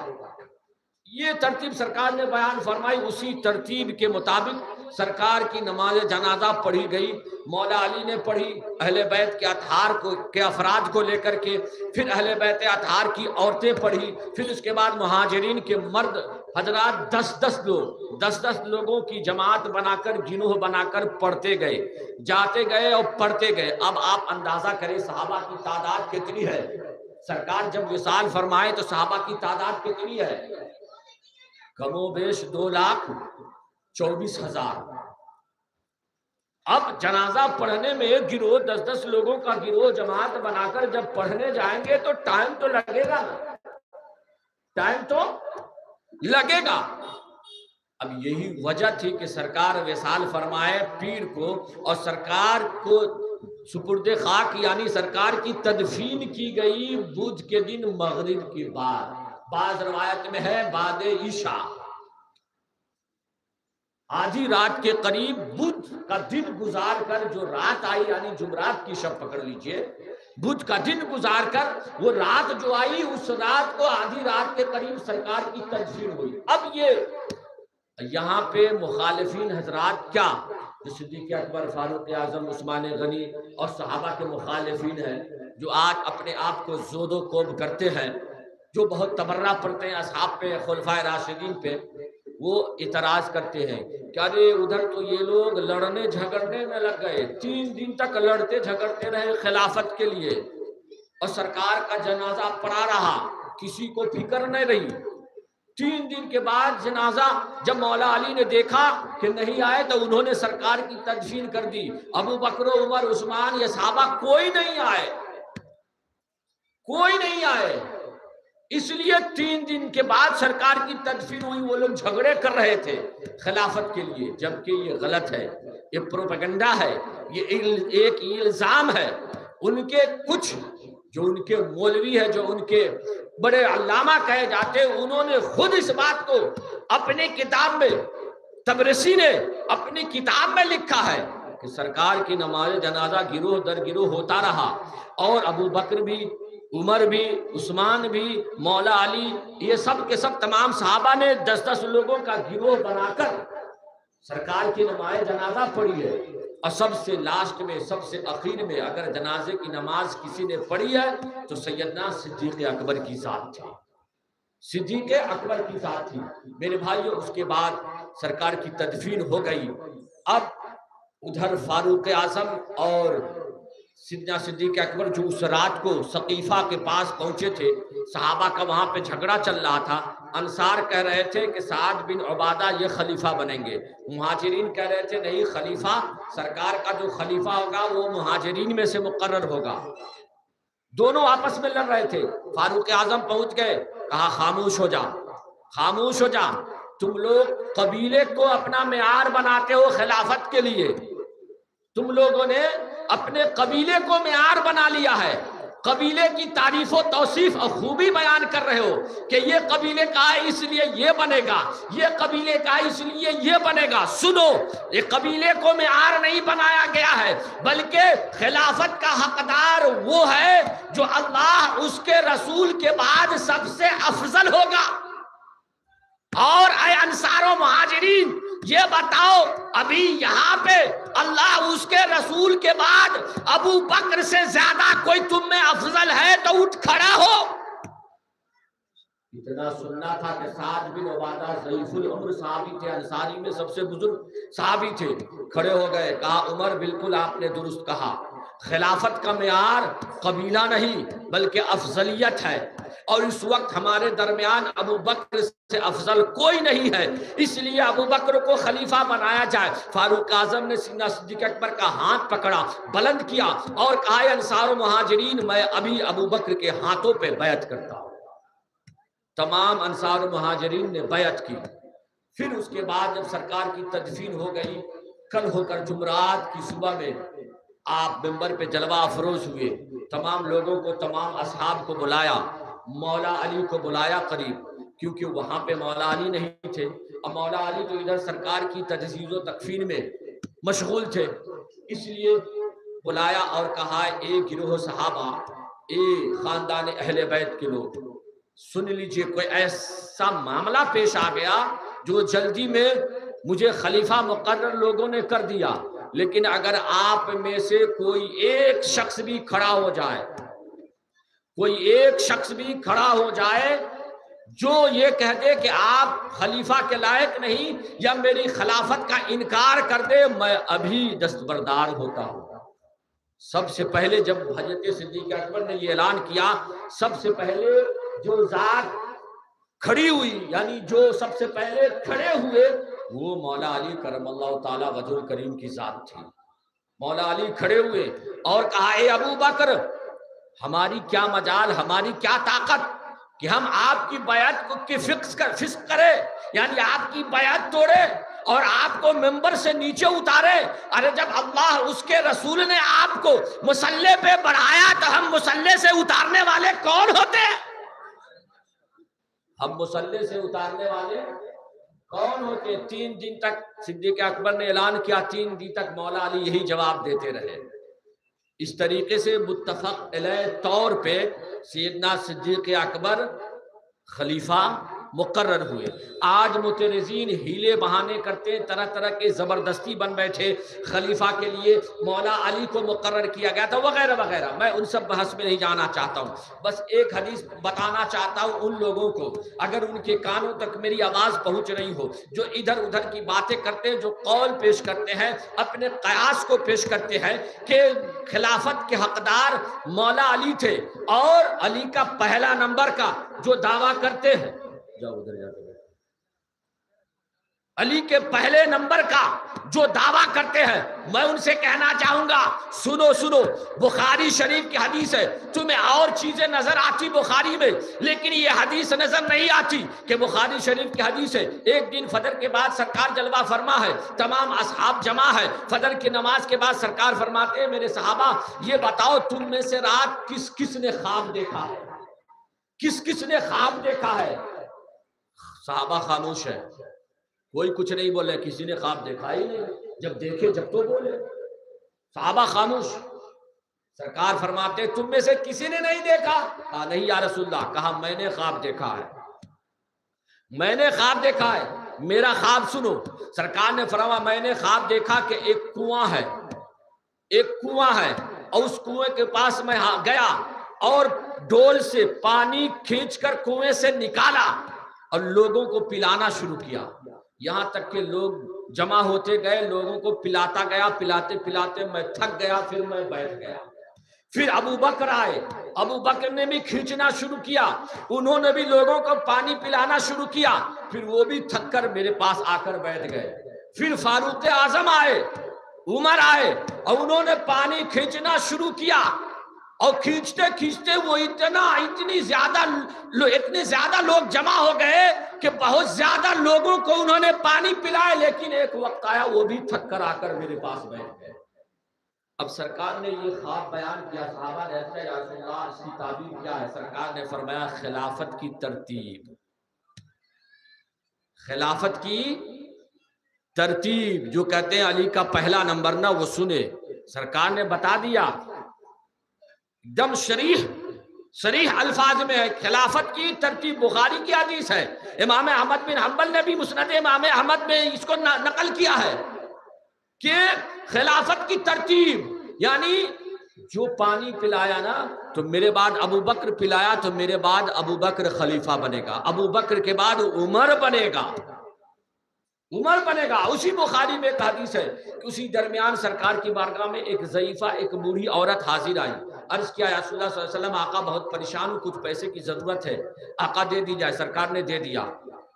اب وہ جانے لگی, عرض کرنے لگی یا رسول اللہ صلی اللہ علیہ وسلم آقا اگر آپ کے بعد مجھے پیسوں کی ضرورت پڑے تو میں کس کے پاس آؤں گی, کس سے اپنی حاجت بیان کروں گی؟ کہا میرے بعد آنا تو ابو بکر کے پاس آنا, ابو بکر کے پاس آنا. یہ سب ترتیب ہے, ترتیب بتا رہے ہیں. آج یہ دو ٹانگ کے خناس گستاخ صدیق اکبر, گستاخ صحابہ, انہیں یہ سب باتیں یہ حدیث میں نظر نہیں آتی. بس علی کا پہلا نمبر, علی کا پہلا نمبر, علی کا پہلا نمبر. جبکہ علی خود فرماتے ہیں, مولا علی خود فرماتے ہیں لوگوں سنو, جس کسی نے بھی مجھے ابو بکر سے افضل بتایا میں اسے 80 کوڑے ماروں گا, میں اسے 80 کوڑے ماروں گا. یہ مولا علی فرماتے ہیں. اور بھی مولا علی کی باتیں میں بتاؤں گا. بوڑھی نے عرض کیا آقا اگر آپ کو نہ پاؤں تو اپنی حاجت کس پہ بیان, کس کے سامنے بیان کروں؟ کہا ابو بکر کے پاس. کہا ابو بکر بھی اگر نہ ہو, وہ بھی وصال کر جائے تو آقا میں کس کے پاس اپنی حاجت لے کر جاؤں؟ کہا عمر کے پاس. کہا یا رسول اللہ اگر عمر بھی وصال کر جائے تو کہا عثمان غنی کے پاس. کہا یا رسول اللہ عثمان غنی بھی وصال کر جائے. سرکار نے فرمایا یہ بوڑھی کیا اس وقت تک تم زندہ رہو گی؟ یعنی سب کو تم مارو گی یا تم زندہ رہو گی؟ اب چوتھے میں تو نمبر مولا علی کا ہی ہے یا نہیں؟ چوتھے میں عثمان غنی کے بعد تو مولا علی کا نمبر ہے یہ چوتھے میں. لیکن سرکار نے فرمایا تم کری انہیں نہ پاؤں تو کس کے پاس, کس کے پاس؟ اب کیا تمہیں یہ جان عثمان غنی کے پاس, اس کے بعد کیا تم زندہ رہو گی جو میں چوتھا بھی بتا دوں؟ تو یہ ترتیب سے معلوم پڑتا ہے کہ خلافت کی ترتیب سرکار نے حیات ظاہری میں دے دی اور بتا دیا کہ میرے بعد صدیق اکبر ہے. اور پھر مولا علی سے سرکار نے فرمایا جب سرکار بستر علالت پہ آرام فرما رہے تھے, لیٹے تھے, نماز کے لیے جانے کا نہیں ہوا, سرکار نے سیدہ عائشہ صدیقہ ام المؤمنین سے آپ نے فرمایا کہ ابو بکر کو بلاؤ تاکہ میں انہیں نماز کے لیے کہہ دوں, نماز پڑھانے کے لیے. سیدہ نے عرض کیا یا رسول اللہ میرے ابو بکر صدیق اکبر بڑے ہی نرم دل ہے, انہیں معلوم پڑے گا نا وہ برداشت نہیں کر پائیں گے, وہ بے ہوش ہو جائیں گے, کسی اور کو کہہ دیں. سرکار نے فرمایا تم یوسف کی بیویوں کی طرح حجت کرتی ہو, ارے اللہ اس کا رسول بلکہ اللہ کے نزدیک صدیق سے زیادہ امامت کے لائق کوئی نہیں. پھر مولا علی وہاں پہ آئے, مولا علی سے سرکار نے فرمایا اے علی میں نے 3 مرتبہ دعا کی, میں نے 3 مرتبہ دعا کی یا اللہ علی کو مصلی امامت پہ کھڑا کر دوں, جواب آیا نہیں. دوسری مرتبہ دعا کی یا اللہ علی کو مصلی امامت پہ کھڑا کر دوں, جواب آیا نہیں. تیسری مرتبہ دعا کی, جواب آیا نہیں. جب سے جواب ملے محبوب علی تو میرا شیر ہے, وہ بہت مرتبے والا ہے, وہ میرا بھی محبوب ہے, آپ کا بھی محبوب ہے, علی کا مرتبہ اعلیٰ ہے, بات صحیح ہے, وہ فضیلت والا ہے, بات صحیح ہے, لیکن آپ کے بعد امامت اور خلافت کا کوئی حقدار ہے اور میں جسے چاہتا ہوں وہ ابو بکر ہے, وہ ابو بکر ہے. اس لیے سرکار نے اپنے حیات ظاہری میں سیدنا صدیق اکبر کو مصلی پہ بڑھایا. مصلی پہ سیدنا صدیق اکبر آ گئے, نماز پڑھانے لگے. ایک دن ظہر کے وقت سرکار دو عالم صلی اللہ علیہ وسلم کو کچھ افاقہ ہوا اور صحابہ رونے لگے, نماز میں رونے لگے. سرکار نے سنا یہ شور کیسی, کہا صحابہ غم میں رو رہے ہیں آپ کو نہ پا کر. سرکار اپنے حجرے سے باہر نکلے, پردے کو کھسکایا اور جھانک کر کے دیکھا, اپنے یار کو اور صحابہ کو نماز پڑھتے پڑھاتے دیکھا, مسکرا دیے. اب آپ اندازہ کریں مسجد نبوی, یہ مسجد نبوی ہے, صدیق اکبر نماز پڑھا رہے, صحابہ پیچھے کھڑے, ٹھیک بائیں سائیڈ میں ریاض الجنہ پہ نماز ہو رہی ہے, بائیں سائیڈ میں سرکار کا حجر پاک ہے, बाएं तरफ सरकार का हुजरा पाक है। अब उधर से सरकार अगर झांक रहे हैं मस्जिद की तरफ, तो आप बताएं, आप लोग जो बैठे हैं बीच वाले बताएं, आपको किनारे में कौन बैठे बगैर रुख फेरे आपको नजर आ सकता है? बोलिए, अपना तस्वुर करें, हम सब नमाज की सफ में खड़े हैं, बीच में खड़े हैं, बगैर चेहरा फेरे, बगैर चेहरा मोड़े, इस सफ में, हम जिस सफ में खड़े उस सफ में सबसे आखिर में इस तरफ या इस तरफ कौन खड़ा हम देख सकते हैं? नहीं देख सकते ना। लेकिन सरकार ने, सहाबा ने सरकार को देख लिया। क्या पता चला? चेहरा तो किबले की तरफ है, इमाम का चेहरा किबले की तरफ, मुक्तदियों का चेहरा किबले की तरफ, नमाज अदा हो रही है, लोग हालत क़याम में है, आखिर सरकार उस तरफ से देख रहे हैं। सहाबा ने कैसे देख लिया? सरकार आ गए, सरकार आ गए। सहाबा फरमाते जब सरकार ने देखा और मुस्कुराया ना, तो इतनी रोशनी फैली, इतनी रोशनी फैली कि पूरी मस्जिद नबी चमक उठी। इतना देखना था कि सहाबा समझ गए सरकार आ गए। अब चेहरा जो ऐसे था किबले की तरफ, यकायक तमाम असहाब का चेहरा यूं मुड़ गया, यूं मुड़ गया, सरकार की तरफ सब फिर गए, सब फिर गए। सैयदना सिद्दीक़ अकबर को महसूस हुआ सरकार आ रहे हैं। सैयदना सिद्दीक़ अकबर मुसल्ला छोड़कर पीछे आ गए। ये नमाज है सहाबा की, ये सहाबा की नमाज है, बुखारी और मुस्लिम में है। पीछे आ गए। अब चाहिए तो ये था कि सरकार फरमाते अब तुम लोग अपनी अपनी नमाज रिपीट करो, दोहराओ। किबले से फिर गए, रुख को फेर लिया, मुसल्ला छोड़ के पीछे आ गए, नमाज नहीं हुई, नमाज टूट गई। लेकिन सरकार ने फरमाया नहीं, नमाज पूरी करो, नमाज पूरी करो। इशारा दिया सिद्दीक़ अकबर को। आप आज जो है कहने वाले कहते हैं, लिखने वालों ने लिखा कि नमाज में माज़अल्लाह नबी का ख्याल आ जाए तो नमाज नहीं होगी। मैं उन नादानों से कहना चाहूंगा, तुम तो ख्याल पे इनकार करते हो, ख्याल पे पाबंदी लगाते हो कि हम नबी को का ख्याल नहीं ला सकते। यहां तो सहाबा ने चेहरा फेर दिया, नबी को देखने लगे। सहाबा ने अपने चेहरे को, रुख को किबला से फेर कर नबी की तरफ फेर लिया। क्यों? वो जानते थे काबा तो ये है, काबे का काबा मेरे मुस्तफा है। और सरकार ने भी ये नहीं फरमाया कि नमाजें नहीं हुई रिपीट करो, बल्कि सरकार ने फरमाया नमाज पूरी करो। एक मर्तबा और, भाई बुखारी मुस्लिम में हदीस है, कबीला बनी अम्र बिन औफ आपस में झगड़ा था।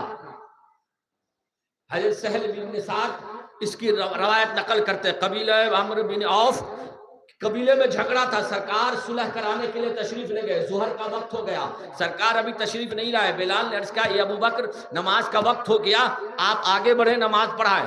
सिद्दीक़ अकबर ने कहा ठीक है बिलाल, आप तकबीर पढ़े। बिलाल हबशी ने तकबीर पढ़ा, सिद्दीक़ अकबर नमाज पढ़ाने लगे। एक रकात नमाज हो चुकी, दूसरी रकात के लिए खड़े हैं, तमाम इमाम मुक्तदी सब के सब खड़े हैं। सरकार दो आलम सल्लल्लाहु अलैहि वसल्लम तशरीफ लाए। अब क्या होना चाहिए? क्या होना चाहिए? मिसाल के तौर पे ये ले लीजिए कि मस्जिद में जमात खड़ी है, अब्दुल रहमान जो यहाँ के हैं वो नमाज पढ़ा रहे हैं, मैं आऊं तो मैं क्या करूंगा? मैं सफों को चीर कर आगे जाके खड़ा हो जाऊंगा या जहां जगह मिलेगी वहां खड़ा रहूंगा? बोलिए। कोई भी मुफ्ती हो, मुहद्दिस हो, पीर हो, कोई भी हो, सफ चीरने का हुक्म नहीं है। जहां जगह मिले वहां आप खड़े हो जाओ। सरकार तशरीफ ला रहे हैं, सरकार ने सफों को चीरना शुरू कर दिया। ये पाबंदी, ये हुक्म शरीयत का हम सब के लिए है, मुस्तफा के लिए नहीं है। मुस्तफा ने सफों को चीरते हुए मेरे सरकार आगे तशरीफ ले गए। और सहाबा ने जब देखा ना कि सरकार तशरीफ ले आए, तो सहाबा ने चाहा कि अब सैयदना सिद्दीक़ अकबर को खबर देनी चाहिए, बतानी चाहिए कि प्यारे सिद्दीक सरकार तशरीफ ले आए हैं, सरकार तशरीफ ले आए हैं, बताना चाहिए। तो अब नमाज में है, बोल तो सकते नहीं, नमाज में है, बोल तो सकते नहीं। सहाबा हाथ बांधे हैं, ये हाथ बांधे बांधे सहाबा ने ताली बजाना शुरू कर दिया। इस तरीके से सहाबा ने ताली बजाना शुरू कर दिया। सरकार जाकर सिद्दीक अकबर के पीछे खड़े हो गए और सहाबा ने ताली बजाना शुरू कर दिया।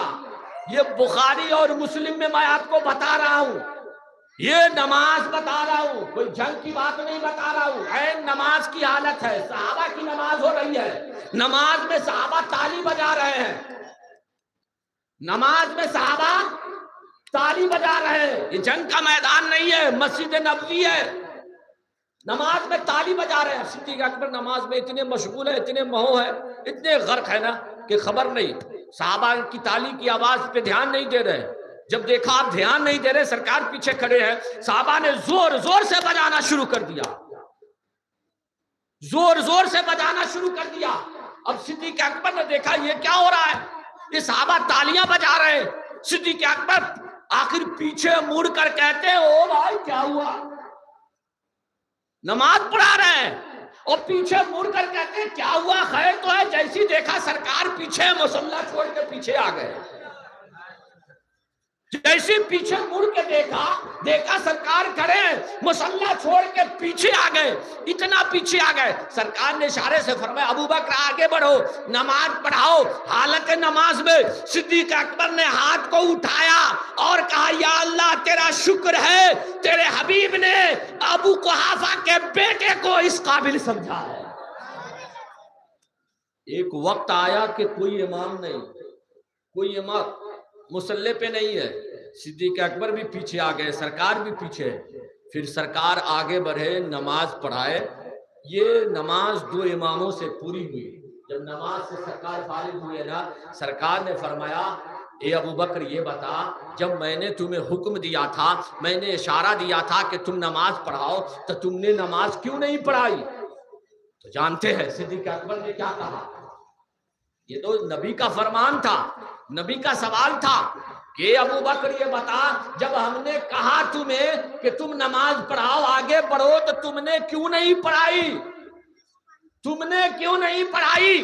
صدیق اکبر نے عرض کیا یا رسول اللہ صلی اللہ علیہ وسلم، ابو قحافہ، اپنا نام نہیں لیا کہ ابو بکر کی کیا مجال نہیں کہا، بلکہ یہ کہا ابو قحافہ کے بیٹے کی کیا مجال، ابو قحافہ کے بیٹے کی کیا مجال، وہ آگے کھڑا رہے، اس کا آقا پیچھے کھڑا رہے۔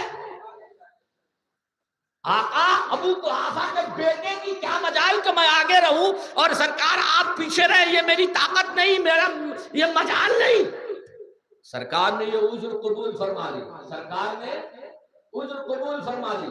اب یہاں پہ یہ ذہن میں رکھیے، اب جب ابو بکر کیا کہہ رہے ہیں، ابو قحافہ کے بیٹے کی کیا مجال کہ نبی سے آگے بڑھ جاؤں، ابو قحافہ کے بیٹے کی کیا مجال کہ نبی سے آگے بڑھ جاؤں۔ ابو بکر کہہ رہے ہیں ایک وقت ہے، سرکار تشریف لے جا رہے ہیں، صحابہ ساتھ میں ہے، حضرت ابو دردہ اس کے راوی ہے، حضرت ابو دردہ فرماتے ہیں میں اور صدیق اکبر ساتھ میں چل رہے تھے، صدیق اکبر چونکہ ضعیف تھے، میں جوان تھا، چلتے چلتے میں ابو بکر سے آگے بڑھ گیا، سرکار نے مجھے روکا اور کہا اے ابو دردہ تم کس کے آگے چل رہے ہو؟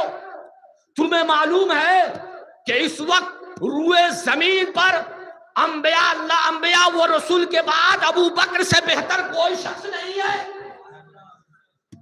ابو بکر سے بہتر کوئی شخص نہیں ہے، تم اس سے آگے کیسے بڑھ رہے ہو؟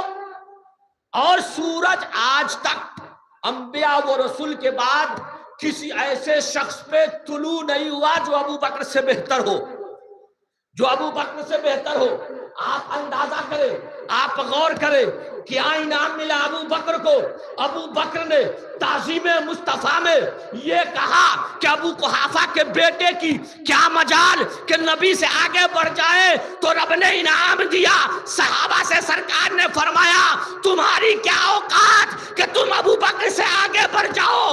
نبی فرما رہے ہیں ابو بکر مجھ سے آگے نہیں بڑھ سکتا، تو ابو بکر سے آگے بھی کوئی صحابہ نہیں بڑھ سکتا۔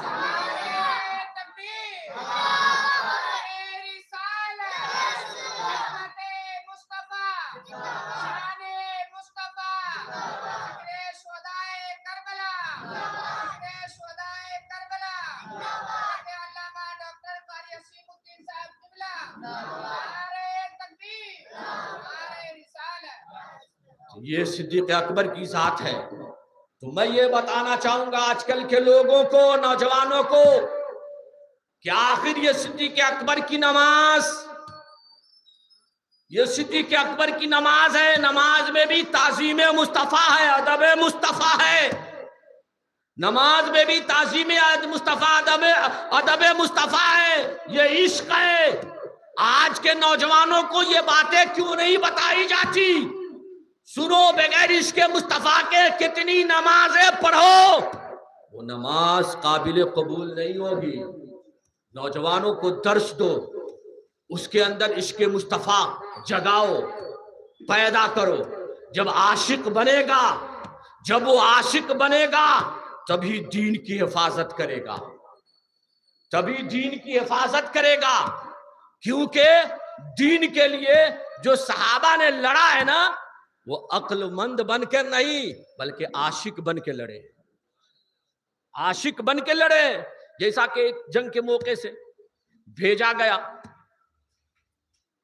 جنگ بدری کا موقع ہے، بھیجا گیا کہ جاؤ دیکھ کر آؤ مسلمان کیا تیاری کر رہے ہیں۔ عروہ بن مسعود آئے تھے دیکھنے، وہ اس وقت کافر تھے، بعد میں وہ اسلام لائے۔ انہوں نے جب وہ دیکھنے کے لیے آئے نا کہ مسلمان کیا کر رہے ہیں، تو دیکھا سرکار وضو فرما رہے ہیں نا، تو سرکار کے وضو سے جو جسم اتھر سے پانی مس ہو کر گرتے ہیں، وہ پانی صحابہ لے کر اپنے چہروں پہ مل لیتے ہیں، چہروں پہ مل لیتے ہیں، تھوکتے ہیں، تھوک کو اپنے ہاتھ پہ روک لیتے ہیں۔ اور عروہ بن مسعود حیران ہو گئے، پریشان ہو گئے۔ بڑے بڑے بادشاہوں کو دربار میں گیا، بڑے بڑے بادشاہوں کے رعایا کو دیکھا، کسی کی رعایا، کسی کے غلام اتنی تعظیم، اتنا ادب احترام نہیں کرتے۔ یہ کون لوگ ہیں کہ اپنے نبی کے جسم سے لگے ہوئے پانی کو نیچے نہیں گرنے دیتے ہیں، ان کے منہ سے نکلے ہوئے تھوک کو نیچے نہیں گرنے دیتے ہیں؟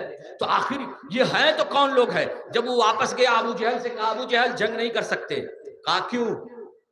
تعداد میں ہم سے زیادہ، کہا تعداد میں ہم سے زیادہ نہیں، کہا جنگی سامان زیادہ ہے، کہا جنگی سامان زیادہ نہیں، کہا پھر کیا کھانے پینے کی چیزیں زیادہ ہے، کہا کچھ نہیں، فاقے کالم میں پیٹ پہ پتھر بدھے ہیں، کہا پھر ہم ان سے لڑ کیوں نہیں سکتے؟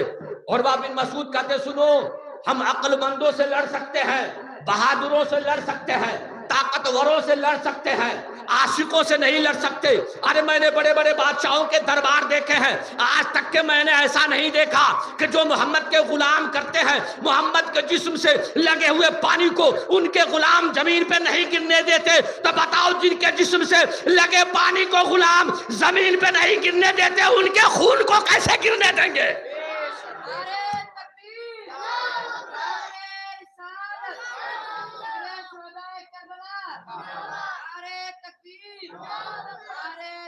ان کے خون کو کیسے گرنے دیں گے؟ اس لیے ہم عاقلوں سے جنگ کر سکتے ہیں، عاشقوں سے نہیں۔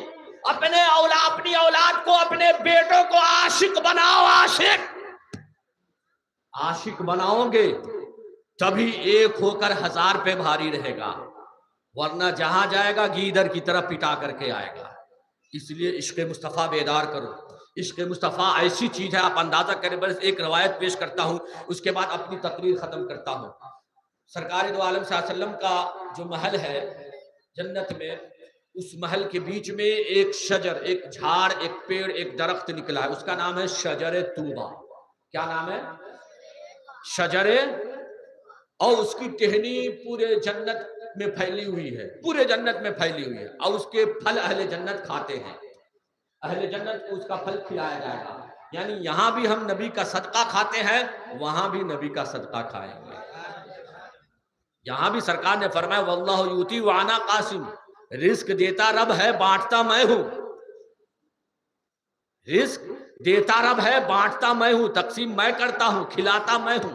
تو دنیا میں بھی ہم رزق کھا رہے ہیں نبی کے تقسیم کردہ، بانٹے ہوئے، نبی کے صدقے میں، قیامت کے دن اور جنت میں بھی ہم کھائیں گے تو نبی کے صدقے میں، نبی کے شجر طوبہ سے۔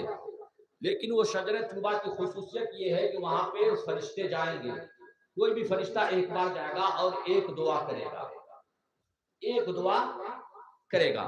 ایک فرشتہ اس درخت کے پاس گیا، اس نے دعا کی، ایک دعا ہے تو فرشتوں کی ہر دعا قبول ہوتی ہے، لیکن اس درخت کے پاس ایک دعا اس کی قبول ہوگی۔ وہ فرشتہ وہاں گیا، اس نے دعا کی، مولا مجھے یہ جنت کی آخری حد دیکھنا ہے، یہ جنت کی آخری حد دیکھنا ہے کہ یہ جنت کی آخری حد کہاں تک ہے، اس لیے مجھے 1000 پر دے دے اور 1000 فرشتوں کی طاقت دے دے، 1000 پر دے دے، 1000 فرشتوں کی طاقت دے دے۔ رب نے دعا قبول فرمائی، 1000 پر اس فرشتوں کو دیا، ہر فرشتے کو 2 پر ہے لیکن اسے 1000 پر دیے گئے اور 1000 فرشتوں کی طاقت دی گئی۔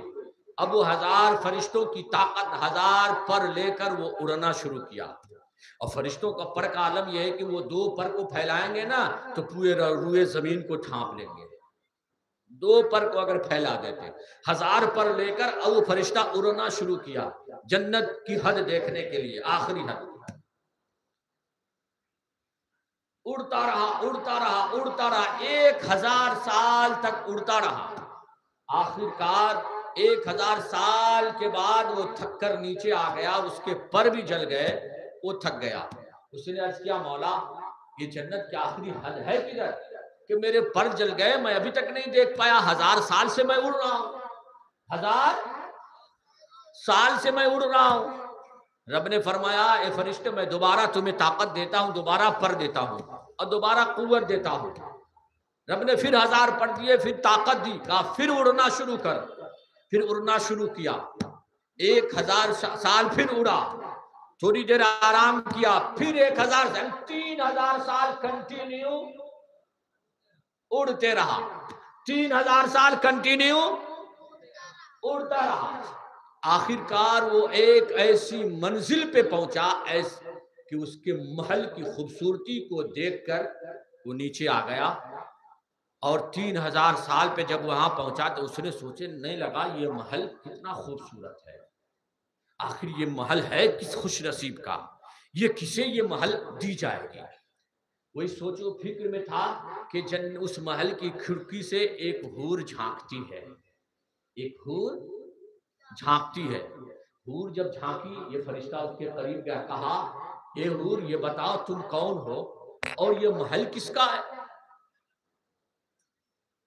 وہ حور کہتی ہے سنو یہ محل میرے شوہر کا ہے، یہ محل میرے شوہر کا ہے، اور 1000 بلکہ مجھے معلوم نہیں تعداد کتنی ہے، کتنی حوریں میری خدمت پہ مامور ہے، تعداد اس حور کو معلوم بھی نہیں کہ رب نے کتنی حوریں ان کی خدمت کے لیے مامور کیا ہے۔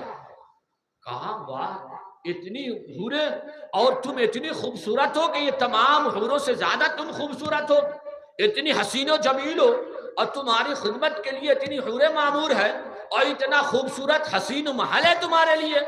خوش نصیب وہ ہوگا جس کی تم بیوی بنے گی، اور تم بھی وہ خوش نصیب ہو جس کا وہ شوہر بنے گا، وہ شوہر بنے گا۔ کہا یہ بتاؤ کہ تم کہاں چلے؟ کہا میں 3000 سال سے اڑ رہا ہوں، جنت کی آخری حد دیکھنا چاہتا ہوں۔ آخری یہ جنت کی آخری حد ہے کہاں؟ وہ حور عرض کرتی ہے، وہ حور عرض کرتی ہے اے فرشتے تم آخری حد کی بات کرتے ہو؟ ارے سنو ابو بکر کو جانتے ہو؟ کہا نہیں۔ کہا ابو بکر میرا شوہر ہے، یہ محل انہی کا ہے، ابو بکر میرا شوہر ہے، یہ محل انہی کا ہے۔ حور نے تعارف پیش کیا کہ ابو بکر ہے کون، مصطفیٰ کون ہے، ان کے اصحاب، ان کے خلیفہ اول ابو بکر ہے۔ تعارف پیش کیا اور کہا سنو میرے شوہر جو ابو بکر ہے ان کو رب تبارک و تعالی جو 10,000 حصہ دے گا اس جنت میں، جو حصہ دے گا اس حصوں کو 10,000 میں تقسیم کرو، ان حصوں کو 10,000 میں تقسیم کرو، تقسیم کرنے کے بعد جو ایک حصہ ہوگا 3000 سال سے اڑتے اڑتے تم ایک حصے کو بھی ابھی طے نہیں کر پائے۔ سمجھ میں آئی بات کی نہیں؟ سمجھ میں آئی؟ بولیے نا، آپ لوگوں کو سمجھ میں آیا میں کیا کہا؟ نیند آ رہی ہے، چلیے کوئی بات نہیں۔ یعنی سیدنا صدیق اکبر کو جو حصہ جنت میں ملے گا نا، ان حصوں کو 10,000 میں تقسیم کی جائے، 10,000 جگہ اس کو حصہ لگایا جائے۔ اب 10,000 کا جو ایک حصہ ہوگا، پہلا حصہ، اس پہلے حصے کی جو ملکیت صدیق اکبر کی ہے، ابھی 3000 سال میں فرشتہ اسے بھی طے نہیں کیا ہے، تو پوری جنت کے حدود کو کب طے کر سکتا ہے؟ جنت کی آخری حد تک وہ کب پہنچے گا؟ ابھی صدیق اکبر کو جو حصہ ملے گا اس کا ایک حصہ کو نہیں پہنچ پایا ہے، ایک پہنچ پایا تو آخری حد تک کہاں پہنچا؟ تو یہ صدیق اکبر کو اتنا بڑا انعام کیوں ملا؟ عشق مصطفیٰ کے نام۔ آج لوگ کہتے ہیں چلو چلو جنت ملے گی، 40 دن کے چلے میں چلو، یہ چلو وہ چلو، جنت جیسے لگتا ہے ان کے بابا کے گھر کا ٹھیکہ ہے۔ ارے جنت ایسی نہیں ملتی، صرف سردے پہ سجدہ مارنے سے نہیں ملتا ہے، بلکہ عشق مصطفیٰ ہو تب جنت ملتی ہے۔ ابو بکر کو جو یہ حصہ ملا، یہ جو مقام ملا، یہ رتبہ ملا، صرف عشق مصطفیٰ کی بنا پر، عشق مصطفیٰ کی بنا پر۔ اور سنو، ابو بکر جو خلیفہ اول بنے، خلیفہ بنائے گئے، یہ ان کا وہ افضل خلافت کی وجہ سے نہیں ہے، وہ افضل پہلے خلیفہ بنے اس لیے وہ افضل نہیں ہے، بلکہ وہ افضل ہیں اس لیے خلیفہ بنے۔ حضرت امام طحاوی اس کو لکھتے ہیں عقیدۃ الطحاوی میں کہ صدیق اکبر خلافت کی وجہ سے افضل نہیں بلکہ افضل ہونے کی وجہ سے خلیفہ اول بنے ہیں۔ تو یہ صدیق اکبر کی ذات ہے، کہنے کی بہت ساری بات ہے۔ تو میرے بھائیوں، سیدنا صدیق اکبر رضی اللہ تعالیٰ عنہ کا جو عقیدہ تھا، ایمان تھا، آج ہمیں ان عقیدوں کو، ان ایمان کو اپنانے کی کوشش کرنی ہے۔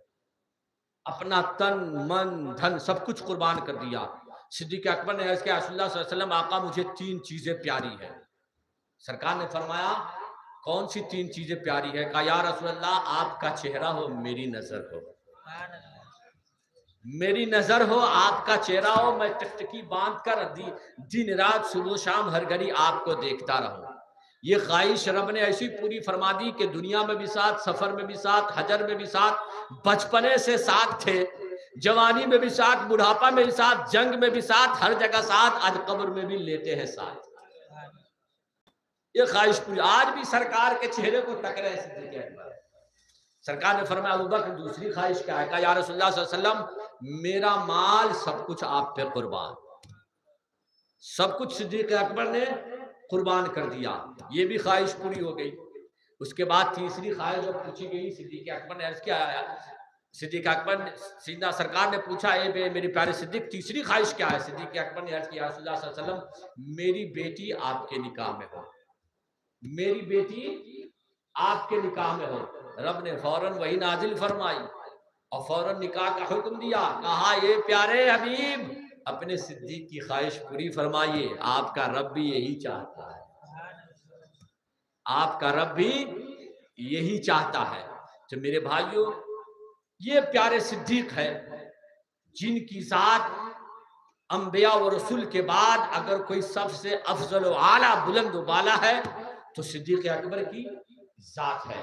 خلیفہ اول بلا فصل ہے، ان کے خلافت میں یا خلیفہ اول ہونے میں کوئی بھی رکاوٹ نہیں، کوئی بھی چوں چرا نہیں۔ تمام اصحاب بلکہ مولا علی نے بغیر چوں چرا کے قبول کیا ہے ان کی بیعت۔ کسی نے پوچھا مولا علی سے کہ علی آپ نے کیسے انہیں اپنا خلیفہ مان لیا؟ کہا تم مجھ سے پوچھتے ہو؟ ارے جب اللہ اس کے رسول نے دینی معاملے میں ہمارا امام انہیں بنا دیا تو ہم دنیاوی معاملے میں انہیں اپنا امام اور خلیفہ کیوں نہ انہیں تصور کریں؟ جب اللہ اس کے رسول نے دینی معاملے میں ہمارا امام انہیں بنا دیا تو ہم نے دنیاوی معاملے میں اپنا خلیفہ امام انہیں تصور کر لیا، تسلیم کر لیا۔ یہ مولا علی کا قول ہے، مولا علی فرماتے ہیں۔ تو آج جو لوگ کہتے ہیں بہت سے سینہ پیٹنے والے، کوٹنے والے، وہ اس لیے کہتے ہیں تو ان کے کہنوں پہ دھیان مت دیجیے۔ میں اپنے نوجوانوں سے کہوں گا ایسے لوگوں کے چکر میں مت پڑے۔ آج جو سینہ پوٹتے ہیں پیٹتے ہیں نا، یہ مار ہے رب کی طرف سے، ہم تو نہیں مار سکتے، ہم تو نہیں مار سکتے۔ ہم ماریں گے تو بھائی مقدمہ بن جائے گا، پھر ہماری جیل ہو جائے گی، ہم نہیں مار سکتے۔ رب نے ایسا انتظام کر دیا ہے کہ جس کے دل میں ابو بکر و عمر نہیں، وہ سینہ ہمیشہ یوں ہی پیٹا جائے، یوں ہی پیٹا جائے گا۔ ہاں ایک ہم اور آپ ایک کر سکتے ہیں، وہ اتنی بڑی بلیڈ لے کر جو مارتے ہیں نا، جا کر کے ہم مدد کر سکتے ہیں کہ آپ یہ کہہ سکتے ہیں کہ بھائی اس سے کیا ہوا؟ میدان کربلا میں اتنی بڑی کوئی چھری یا کوئی اوزار اتنا بڑا نہیں تھا، بڑے بڑے تلوار تھے، خنجر تھے۔ جب عمل ہی کرنا ہے تو یہ تلوار لو، اس سے مارو اپنے آپ کو۔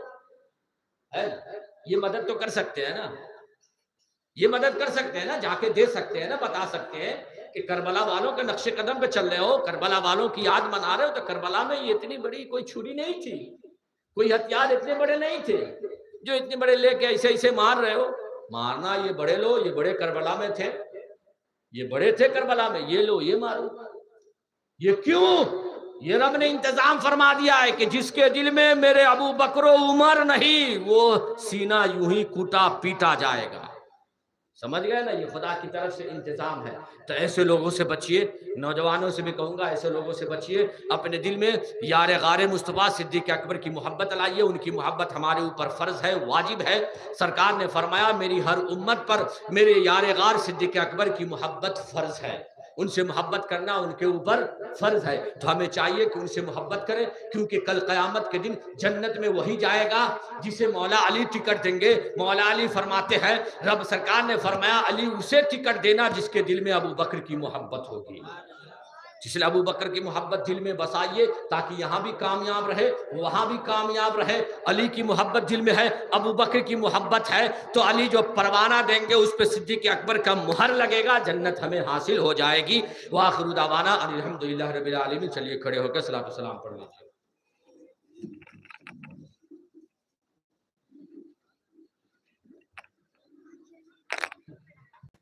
مولانا صلی وسلم دائما ابدا على حبيبك خير الخلق كلهم۔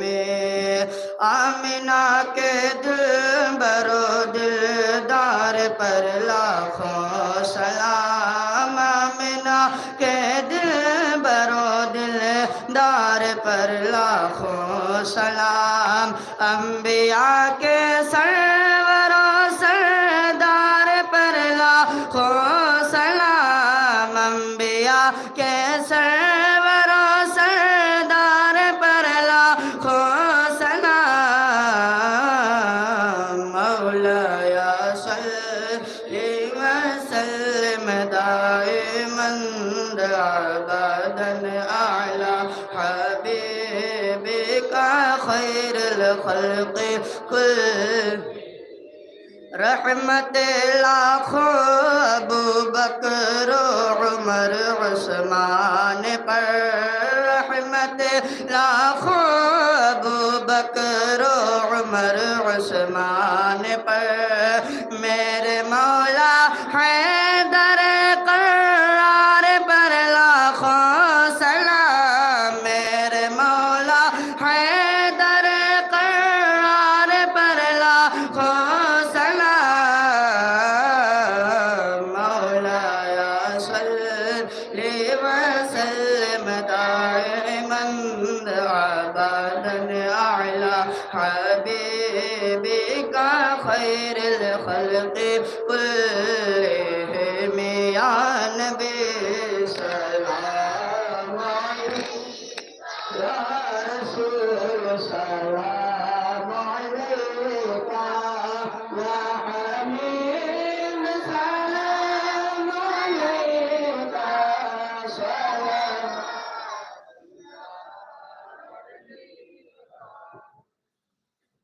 الصلاة والسلام عليك يا رسول الله، الصلاة والسلام عليك يا نبي الله، الصلاة والسلام عليك يا حبيب الله، وعلى آلك وأصحابك يا سيدي يا رسول الله صلى الله تعالى عليه وسلم۔ يا إله العالمين، يا خدا القدوس، يا پاک پروردگار عالم، بعد عشاء سے ابھی تک یہاں جو بھی ذکر و اذکار ہوا، نعت خوانی مرتبت خوانی تیرا تیرے محبوبین کا، تیرے محبوب کے محبوب کا ذکر ہوا ہے، مولا اسے قبول فرما۔ مولا اس محفل کو ہم سبوں کے لیے ذریعہ نجات بنا۔ مولا اس محفل میں جتنے لوگوں نے بھی شرکت کی ہے، مولا سبوں کی شرکت کو حاضری کو قبول فرما۔ ہم سبوں میں جو پریشان حال ان کی پریشانی کو دور فرما، جو بے روزگار ہے انہیں برسر روزگار بنا، جو قرضدار ہے ہمارے پر دوشی عطا فرما، جو بے اولاد ہے انہیں ایک صالح اولاد عطا فرما، ہم سبوں کو پکا اور سچا مسلمان بنا۔ جن لوگوں نے نظر و نیاز پیش کی ہے مولا اس کی نظر کو قبول فرما، ان کے تمام جائز نیک مقاصد کو پوری فرما، ان کے روزی روزگار میں خوب خوب برکتیں عطا فرما، ہم سبوں کو دارین کی نعمتوں سے مالا مال فرما۔